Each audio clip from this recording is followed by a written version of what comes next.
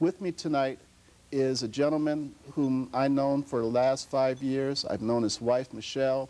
I have total trust that in whatever capacity he serves throughout his career, he will do it to the best of his ability.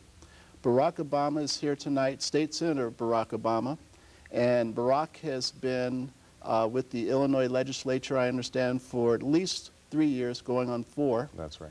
And he has done so many tremendous things to represent his district that I felt that he really needed to explain to us why he wants to be the next candidate, the next congressman for the 1st Congressional District.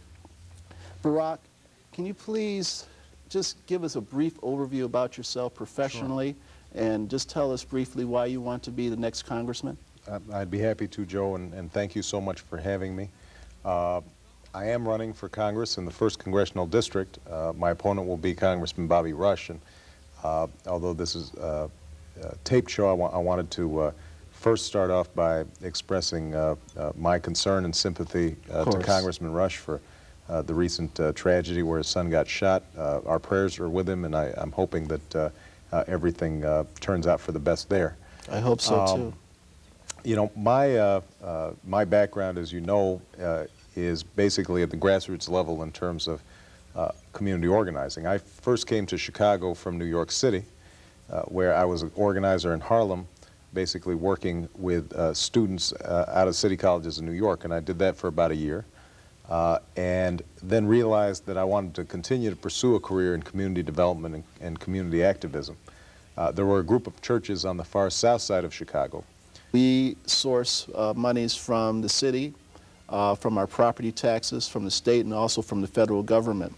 Now, one question that I have, and this is really regarding, you know, where are we going to take our children in terms of their competency levels in the next 10 or 20 years? More specifically, what are we going to do in terms of focusing on training monies for our teachers and also for our children? Do you see any sort of legislation coming up at the state level where those needs are going to be addressed for our Chicago children? Mm-hmm. And also, where do you see your role as potentially as a congressman trying to advocate technical training? Well, you know, there is no issue that's more important than training our youth and our children for the high-skill, high-wage sector of the economy. Yes. And increasingly, part of the thing that I think we all have to understand is that a divide is increasingly being created between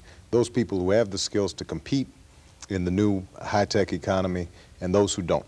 That's right. People who've got the skills will have a promising future. People who don't have the skills are going to be relegated to low-skill, low-wage service jobs that pay very little and don't offer much benefits. And so we've got to make sure that our young people are prepared to compete, not just against people on the north side or people out in the suburbs, but against people in Japan and Brazil and Korea. Now, to do that, it's there are a number of stages and steps that we have to take. Obviously, there is a tremendous amount of responsibility on the part of the local school board, in this case the Chicago Public Schools, to ensure that we have the structures to improve classroom learning. And I think that you know, what's happened is that we've made some modest improvements over the last 5 years because there's been a shakeup.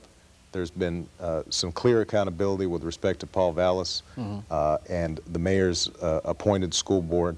And I think that administratively we've made some changes so that there's less waste in the system potentially. We should have a type of economy in the community where if you're in real estate development, for example, you have a contractor, you have a plumber, you have an electrician, you have all the people who are living in the community who are building the community while making themselves more affluent. My fear is that we have a disarticulate connection here between the people who are being served and the people who are providing the service. So I'd like you to address that, and if you can perhaps give me your observations and how we can stem that tide if my assumption is correct. Right. Well, no, I think you're right. I think that just because economic is occurring in a certain geographical area doesn't mean that the people who live in that geographical area are benefiting from the economic development. Exactly. And I think that obviously one of the concerns that exists in the 1st Congressional District is, let's say, in a community like Bronzeville, yes, where you're seeing property values shoot up, you're seeing a lot of construction, you're seeing a lot of middle-class folks moving into the community. There's a concern on the part of longtime residents that, in fact, this may be a strategy to move them out. And I think that the fact that the mayor and CHA recently came up with this plan to bulldoze Robert Taylor and portions of Stateway Garden, I think fans the fears that were just discussed. Now, I think that obviously the economic development of any community is complicated, but let me offer a couple of observations. One is that the best way to ensure that people benefit from economic development in the communities that are undergoing development is to make sure that the people in those communities are trained for the jobs and business opportunities that present themselves. Yes. Which is why one of my top priorities is going to be how we train our workforce beyond elementary and secondary school levels. Okay. We have to design job training programs that are easily accessible, that people know about, and that are actually training people for specific jobs that exist. Because unfortunately, too often, the job training programs that we have essentially are focused on finding somebody a job immediately, whether that's at McDonald's or what have you. Entry-level service jobs, and people have to start somewhere. So there's nothing wrong with providing some basic job readiness training for people. But ultimately, what we want to do is get our people into high-skill, high-wage jobs. Yes. With that in mind, based on what you said, State Senator, what can we really expect the Congressional Office to do in terms of public service?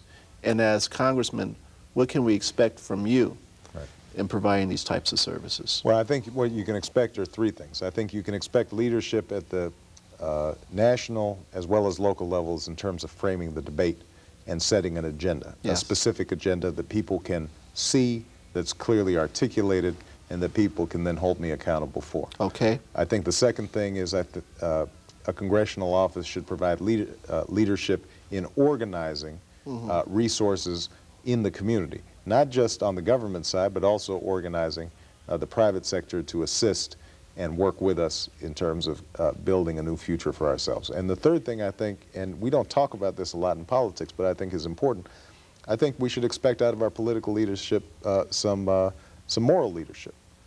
I think that we need to talk about some of the attitudinal changes that we need to undergo within our communities. The schools will not improve just for money. No. Part of what has to happen is that our communities and our parents, we and our children have to embrace a notion that academic excellence is important. It's very, very important. And that's an attitudinal change that has to take place.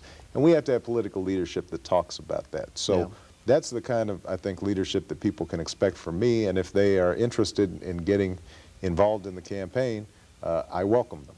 Please give us your number. It's been on the screen for the last 45, 50 minutes, but we want to hear from you. Good. If you're interested in volunteering with our campaign, the number is 773-846-2262. Or if you can't remember that, that's 84-OBAMA. 84-OBAMA. You have a website, don't you? And we have a website as well. And I think that, I'm hoping that this campaign brings in people who I think feel cynical about the political process, because part of what we want to do in the campaign is engage in education and get people to raise their standards and expectations for the political process. All right.